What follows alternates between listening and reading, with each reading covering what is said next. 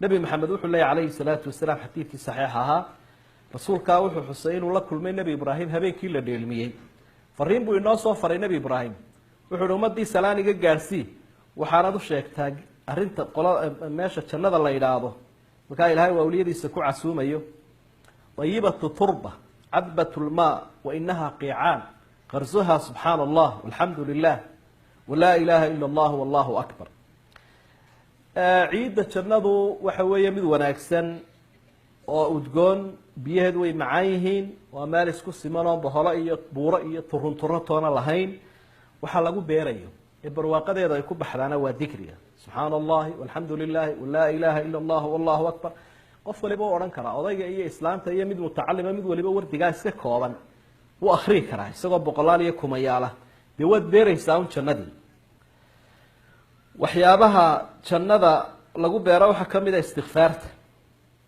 istikfaarta astaqfir اllaha waatuubu ilayh astaqfir اllah astaqfir اllah astaqfir اllah astaqfir اllah astaqfirullahu maaha dadkeenu way khaldaan astaqfirullah waa qalad astaqfiru llah taasaa loogu dhawaaqaya sayidu istikfaar nabigu wuxu uhi calayhi salaatu wasalaam istikfaarta waxaa hormuud u ah inaad tidhaahdo laa ilaha ila allah laa ilaha ila ant allahuma anta rabbii laa ilaha ila ant khalaqtanii wa ana cabduk wa ana calaa cahdika wa wacdika ma staطactu acuudu bika min shari ma sanactu abuu laka binicmatika calay wa abuu bidanbi fakfir lii fainahu laa yakfiru dunuuba ila ant dikrigaa qofka ku dhawaaqa gelinka hore hadduu dhinto gelinka dambe jannaduu gelaya hadduu gelinka dambe ku dhawaaqana gelinka hore jannaduu gelaya kolba waktiga uu ku dhawaaqo jannuu ku helaya waa wixii jannada lagu helay waaba dikrigaa iska koobanba qofku waa xafidi karaa aayat lkursiy nabigu wuxuu leeyahy calayhi salaatu wasalaam qofka akhriya salaad walba marku ka baxa aayat lkursiy qofka akhriya lam yamnachu min dukuuli ljannati ilaa an yamuut jannada inuu galo waxaba ka hor joogo inuu dhinto waxa isku beegmayo in isagoo ku wardiyey oo salaad ka baxay isagoo naftu ka baxdo jannadu cala tuul u galaya baa lagu leeyahay bismullaahi lacdan baa ku jira shaydaankiina way kaa ereyeysa waxaa ka mid a waxyaabuu nabigu xusay inoo sahlan bee kooban ee jannada lagu gelayo ducadan suuqa marka uu gelayo qofku inuu akhriyo laa ilaha ila allah waxdahu laa shariika lah lahu lmulku walahu alxamdu yuxyi wayumiitu wahuwa xayun laa yamuut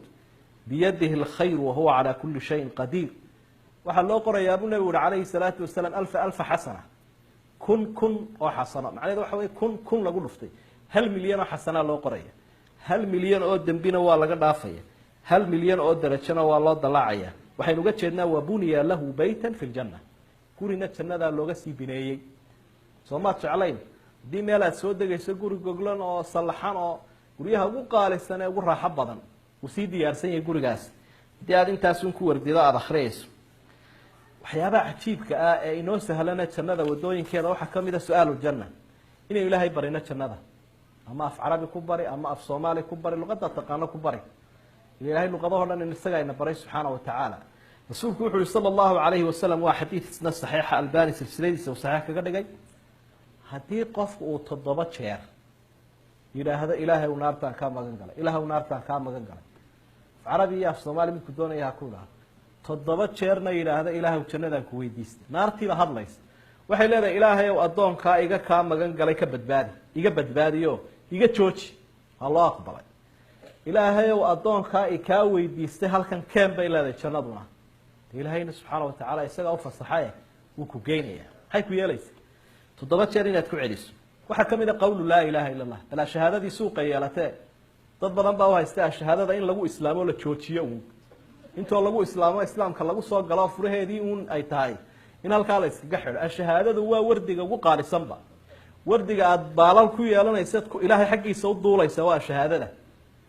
markaa intaad kari kartaad badinaysa laa ilaaha ila allahu laa ilaaha ila allahu laa ilaaha ila allahu laa ilaaha ila allahu laa ilaaha ila allah nabigu calayhi salaatu wasalaam waxa uu ku yihi xadiidkii saxiixa man kaana aakhiru kalaamihi laa ilaaha ila allahu dakhala aljanna qofka markay naftu kasii baxayso laa ilaaha ila allah intaa ku dhawaaqaa jannaduu gelayaa buu nabigu uhi calayhi salaatu wasalaam sidaa daraaddeed bay habboontay intaynu dadka sii dhimanaya xiijin lahay wali misaan hebel ku lahay hebel maxaad siinaysaa aniga maxaad siinaysaa iyo inaanaan shahaadada seejini oo aynaan ka xanaajini mid baaba laga yaabaa inuu ku xanaaqo u idhahdo maanaa dhaxalkayga usoo dhigatay sidaa ku shahaado seego marka waxaa muhiima laa ilaaha ila allah laa ilaaha ila allah laa ilaha illa allah in la badiyo salaada xusay nabigu calayhi salaatu wasalaam qofka ku dadaalaya salaada ee aan xaqiraynin dayacaynin ilaahay agtiisa cahdi buu dhigtay iyo ballan inuu jannada geliyo hadduu xataa gef ku dhacaba gef baa ku dhacee ilaahay agtiisa ballan buu dhigtay qofka tukanaya inuu jannada geliyo sidoo kale jannada inuu ku gelayaa buu nabigu xusay calayhi salaatu wasalaam qofku hadduu ku dadaalo 12 ragcadood ee raatibada la yidhaahdo salaadaha raaca 2 ragcadood oo ka horeeya subaxa 2 ragcadood oo duhurka ka horeeya 2 ragcadood oo ka ama 4 ragcadood duhurka ka horeeya way jiraan labaduba iyo 2 duhur ka dambeeya 2 maghrib ka dambeeya 2 cishaa ka dambeeya marka duhurkii baa wuxuu leeyahay maxay 6 buu leeyahay iyo salaadaha kale oo 6 casarkii markaa kumu darin nabigu calayhi salaatu wasalaam marka 12 ka ragcadood hadduu qof ku dadaalo jannadu galayaa buu rasuulku sallallahu alayhi wasallam waxa tabnaado waxyaabaha jannada lagu galayaa man khutima lahu bi siyam yawm dakhala aljanna hadithna sahih xudayfa warinayo qofka isagoo sooman khaatumadiisa soomo u dambeeyo maalinka ama sooman ama maalmaha u dambeeyay soomayay soonku fadligu leeyahay jannadu ku galaya infaaqa isaguna lamida oo ka 12 wax bixinta iyo shayga deeqda